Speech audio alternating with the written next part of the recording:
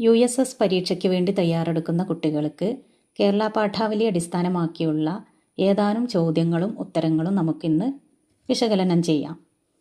ആദ്യമായി ഒന്നാമത്തെ ചോദ്യം, മൈ ലെഫ്റ്റ് ഫുട്ട് ആരുടെ ആത്മകഥയാണ്? ഉത്തരം ക്രിസ്റ്റി ബ്രൗൺ.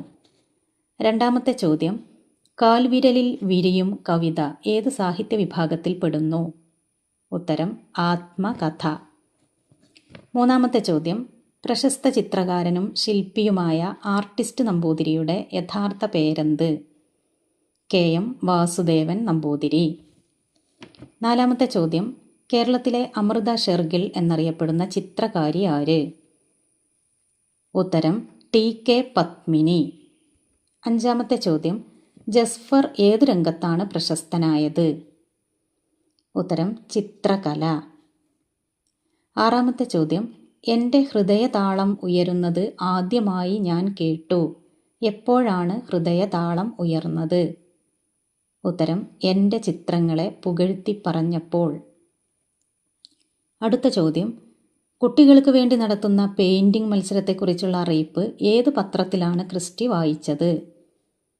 ഉത്തരം സൺഡേ ഇൻഡിപെൻഡൻറ്റ്. അടുത്ത ചോദ്യം, അവളുടെ തീരുമാനം എനിക്ക് അന്തിമമായിരുന്നു. ആരുടെ തീരുമാനം? ഡെല ഹണ്ടിൻ്റെ. അടുത്ത ചോദ്യം, ചോളമണ്ഡലം എന്ന പേരിൽ സ്ഥാപിച്ച കലാഗ്രാമം ദക്ഷിണേന്ത്യയിലെ യുവ ചിത്രകാരന്മാരുടെ വളർച്ചയ്ക്ക് സഹായകമായി. ആരുടെ? ചോളമണ്ഡലത്തിൻ്റെ സ്ഥാപകനാര്? KCS പണിക്കർ. ചോദ്യം ഒന്നും കൂടെ വായിക്കാം. ചോളമണ്ഡലം എന്ന പേരിൽ സ്ഥാപിച്ച കലാഗ്രാമം ദക്ഷിണേന്ത്യയിലെ യുവ ചിത്രകാരന്മാരുടെ വളർച്ചയ്ക്ക് സഹായകമായി. ചോളമണ്ഡലത്തിൻ്റെ സ്ഥാപകനാരാണ് എന്നതാണ് ചോദ്യം. ഉത്തരം KCS പണിക്കർ. 13ാമത്തെ ചോദ്യം, ചിത്രകലയിലെ വിസ്മയമായ ശകുന്തളയുടെ പ്രേമലേഖനം ആരുടെ സൃഷ്ടിയാണ്? രാജ രവിവർമ്മ. അടുത്ത ചോദ്യം, ഹൃദയതാളം വിഗ്രഹിച്ചെഴുതിയാൽ.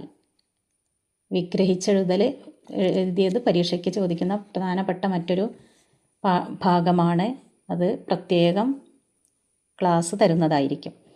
ഹൃദയതാളം വിഗ്രഹിച്ചെഴുതിയാൽ ഹൃദയത്തിൻ്റെ താളം. അടുത്ത ചോദ്യം, പ്രശസ്ത ചിത്രകാരനായ രാജ രവിവർമ്മയ്ക്ക് രാജ എന്ന പദവി നൽകിയ ഭരണാധികാരി ആര്?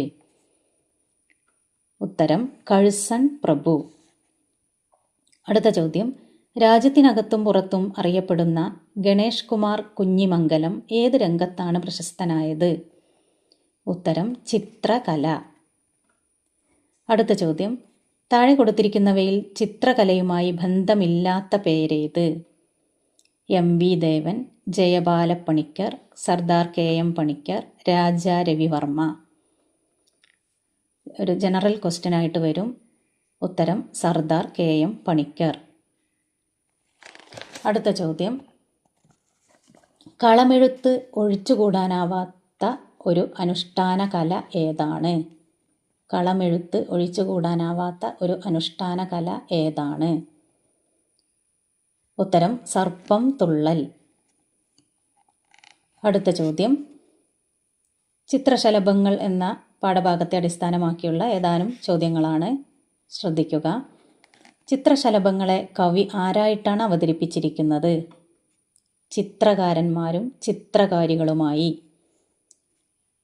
അടുത്ത ക്വസ്റ്റ്യൻ, S ചന്ദ്രൻ്റെ കൃതികളിൽ പെടാത്തത്? ഒരു തുള്ളി വെളിച്ചം. ഒരു തുള്ളി വെളിച്ചം. പെടുന്ന കൃതികൾ പഠിക്കാം. കറുത്ത കല്ല്, ചന്ദ്രനോടൊപ്പം, മീൻകാരൻ. ഇതെല്ലാം നമ്മൾ പഠിച്ചതാണ്.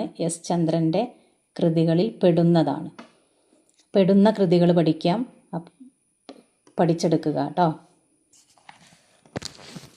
അടുത്ത ചോദ്യം, കേരള സാഹിത്യ അക്കാദമി അവാർഡ് നേടിയ S ജോസഫിൻ്റെ കവിത ഏത്? ഉപ്പൻ്റെ കൂവൽ വരയ്ക്കുന്നു. ഉത്തരം ഉപ്പൻ്റെ കൂവൽ വരയ്ക്കുന്നു. അടുത്ത ചോദ്യം, ചിത്രശലഭങ്ങൾ എന്ന കവിത ഏത് കവിതാ സമാഹാരത്തിൽ നിന്നെടുത്തിട്ടുള്ളതാണ്? ചന്ദ്രനോടൊപ്പം. ചന്ദ്രനോടൊപ്പം. അടുത്തത്, ഏത് കാലത്താണ് അവർ കയ്യിൽ ചിത്രങ്ങളില്ലാതെ കഴിഞ്ഞത്? പുഴുക്കളായിരുന്ന കാലത്ത്. അടുത്ത ചോദ്യം, ഭൂമിയിൽ ചിത്രങ്ങളില്ലാതിരുന്ന കാലത്ത് ആളുകളെ ചിത്രങ്ങൾ കൊണ്ടു നടന്ന് കാണിച്ചതാരാണ്? ചിത്രശലഭങ്ങൾ. ചിത്രശലഭങ്ങൾ. അടുത്ത ചോദ്യം, വൈരൂപ്യത്തെ സൗന്ദര്യമാക്കുന്നവരാണ് ഡാഷ്. ആരാണ്? ചിത്രശലഭങ്ങൾ. അടുത്ത ചോദ്യം, ചിത്രപതംഗമേ നിന്നെ കണ്ടൻ ചിത്തം തുടിച്ചുയരുന്നു. അതിൽ ചിത്തം എന്ന അടിവരയിട്ട പദത്തിൻ്റെ അർത്ഥം എന്താണ്? ചിത്തം എന്ന് പറഞ്ഞാൽ മനസ്സ്. മനസ്സ്. അടുത്ത ചോദ്യം, താഴെ കൊടുത്തിരിക്കുന്നവയിൽ ചിറക് എന്ന പദത്തിന് പകരം ഉപയോഗിക്കുന്ന പദം. താഴെ കൊടുത്തിരിക്കുന്നവയിൽ ചിറക് എന്ന പദത്തിന് പകരം ഉപയോഗിക്കുന്നത്: പത്രം, ചിഗുരം, നളിനം, പത്രി.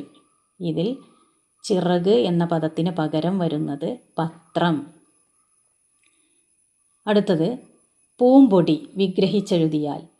പൂമ്പൊടി വിഗ്രഹിച്ച് എഴുതിയാൽ പൂവിലെ പൊടി. അടുത്ത ചോദ്യം, ശില്പജ്ഞൻ എന്ന പദം പിരിച്ചെഴുതിയാൽ. പിരിച്ചെഴുത്തും സന്ധികളും ലോപസന്ധിയും സന്ധി വിഭാഗങ്ങളും ഒക്കെ പരീക്ഷയ്ക്ക് വരുന്ന പ്രധാനപ്പെട്ട ചോദ്യവിഭാഗമാണ്. പ്രത്യേകം ക്ലാസ് തരാവുന്നതാണ്. ശില്പജ്ഞൻ എന്ന പദം പിരിച്ചെഴുതിയാൽ ശില്പം പ്ലസ് അജ്ഞൻ. താഴെ കൊടുത്തിരിക്കുന്നവയിൽ ശരിയായ ജോഡി. പരിണാമം എന്ന് പറഞ്ഞാൽ മാറ്റം, പരിമാണം എന്ന് പറഞ്ഞാൽ അളവ്. പരിണാമം, മാറ്റം, പരിമാണം, അളവ്. അടുത്ത ഏതാനും ചോദ്യോത്തരങ്ങൾ മീനോളം എന്ന പാഠഭാഗത്തു നിന്ന് വരുന്നതാണ്. ഒന്ന് നോക്കാം. നാടകക്കളരി പ്രസ്ഥാനത്തിൻ്റെ ഉപജ്ഞാതാവാണ്. ഉത്തരം ജി ശങ്കരപ്പിള്ള. അടുത്ത ചോദ്യം, കുട്ടികളുടെ നാടകവേദി എന്ന ആശയം മലയാളത്തിൽ കൊണ്ടുവന്നത്. ഉത്തരം ജി ശങ്കരപ്പിള്ള. അടുത്ത ചോദ്യം, സ്കൂൾ ഓഫ് ഡ്രാമയുടെ സ്ഥാപകൻ. അതും ജി ശങ്കരപ്പിള്ള. താഴെ കൊടുത്തിരിക്കുന്നവയിൽ ലോപസന്ധിക്കുദാഹരണം.